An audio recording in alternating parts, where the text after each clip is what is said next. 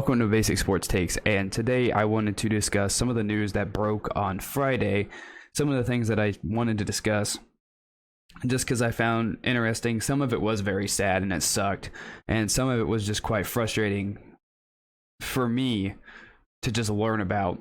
So let's look at the first news story, and that is Robert Woods tore his ACL on Friday, the day that Odell Beckham signed and joined the Rams.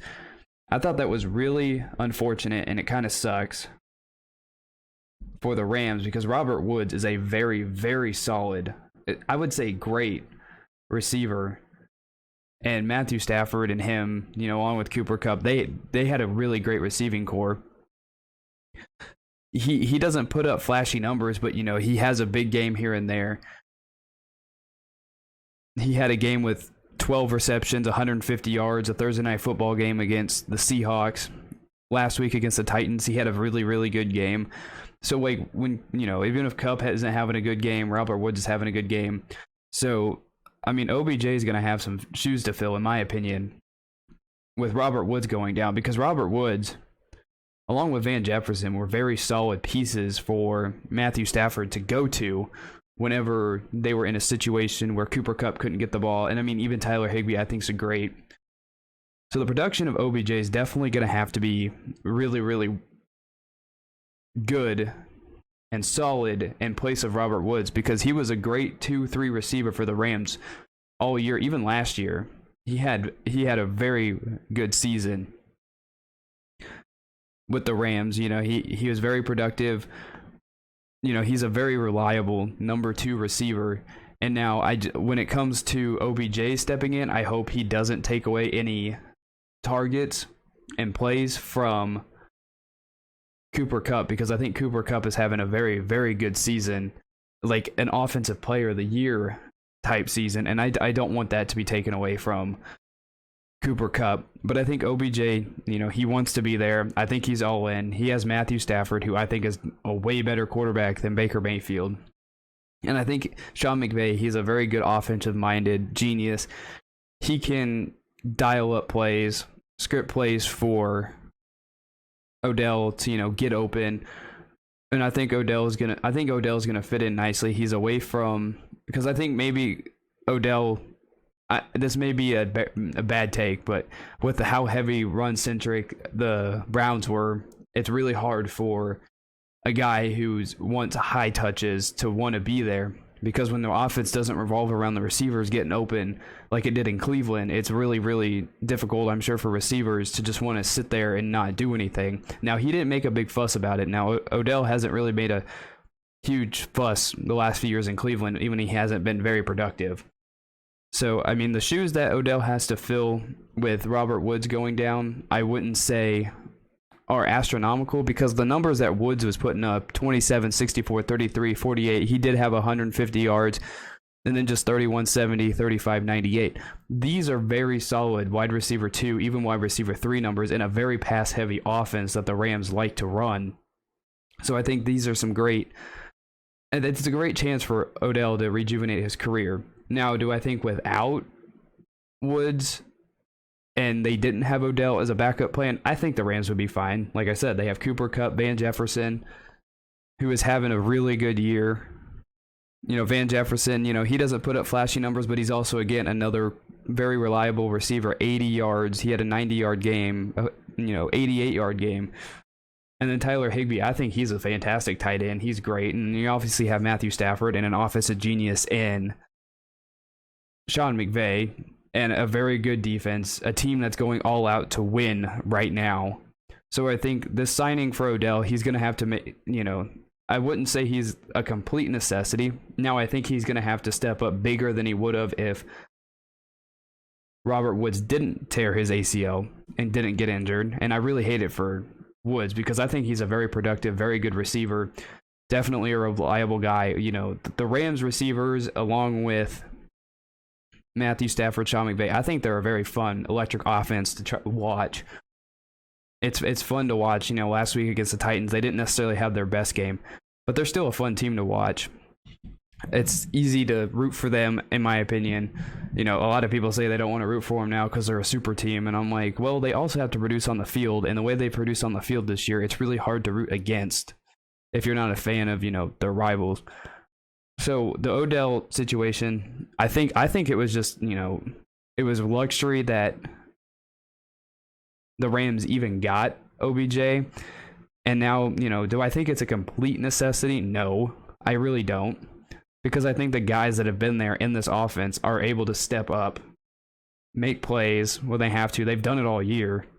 And so I think this offense is fine. I think OBJ, like I said, is just going to have to step up a little bit more than he probably would have if he didn't get injured. The next piece of news is I know I harp on this all the time, and it probably frustrates people if they do listen. But Cassius Marsh and the way that the NFL has handled this situation is frustrating. Because Marsh was fined about $6,000 for whatever he did, which I don't think he did anything wrong. I personally don't. The emotions in that game were too high to begin with. In that moment, I don't think you need to throw that flag. I've said it before. I've said it many times. There's no reason to throw that flag in that situation. None whatsoever. He did a heel kick. He made the biggest play of the entire game. And then Tony Correnti decided to hip check him for no reason. And I don't even think Tony Correnti got a punishment for that, because I think the biggest punishment Tony Correnti even got was the fact that now he gets regulated to reffing Jags games. Like, I don't think he got a fine. I don't think he got any punishment. He probably got a talking to, and then he has to referee a Jags game. Like, this situation, it's dumb. The NFL, it's insulting to the players, the fans, to everybody. Like, there's no reason for that taunting call to be even there. All Marsh did was have a little bit of emotion while he was playing, and that's why this whole situation is frustrating. It feels like it's insulting to fans.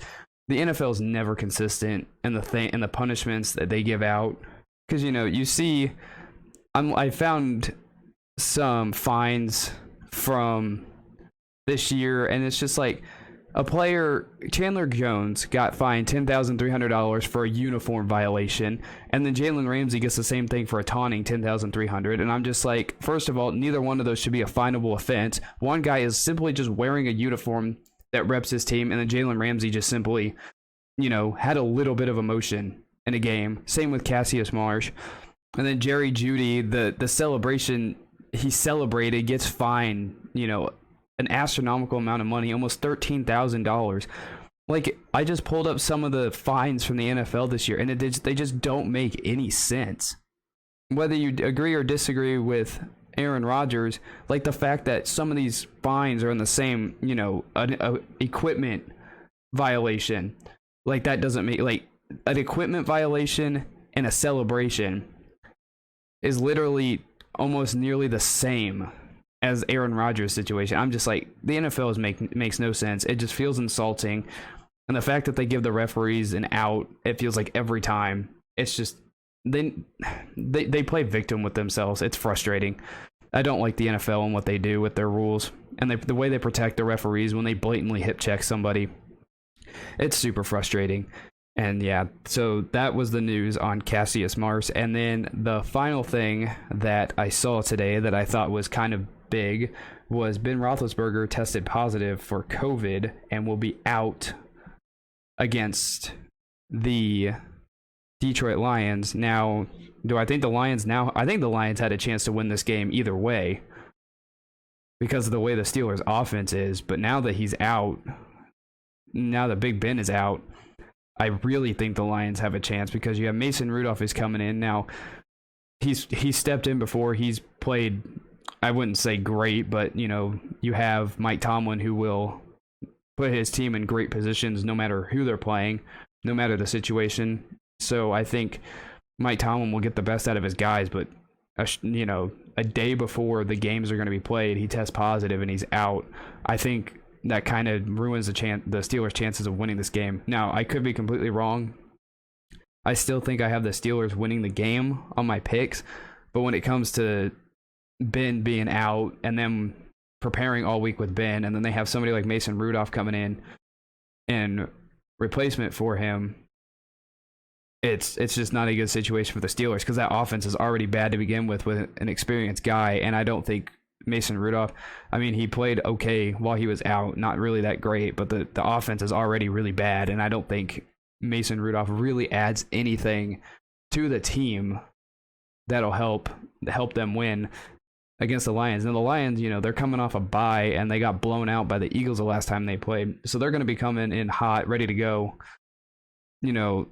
Dan Campbell, I think he's going to have his guys, as ready as you can, because, their offense is poor, but their defense, like every aspect of the Lions, they play tough. It's just not good enough to win. But I think Dan Campbell, now, if I'm Dan Campbell, I'm really, really trying to motivate the guys, get the team to rally in a situation where, the Steelers' top quarterback or their starting quarterback's out. They're coming off a bye.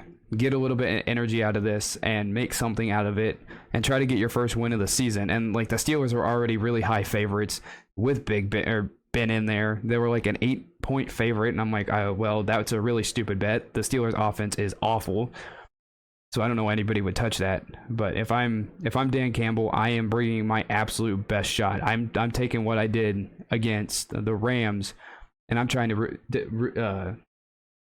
replicate that, and trying to help the Lions get their first win of the season.